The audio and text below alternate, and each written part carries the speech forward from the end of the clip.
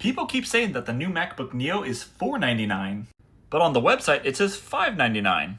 The $499 comes from Apple's education site. Let me show you how to get that. The easiest way is just to Google Apple Education and click the first link that says Apple Education Store.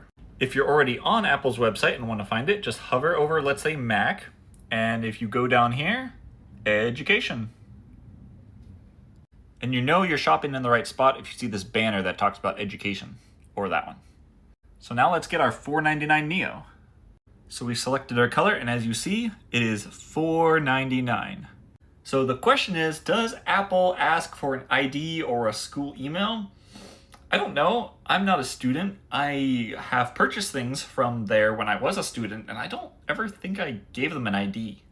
If you are a student and you have used this, let everyone in the comments know, did you need an ID or did they ask for any verification? ChatGPT says no, you do not need it, but take that with a grain of salt. It's worth a try. Getting $100 off a really good deal on a MacBook is still really, really good.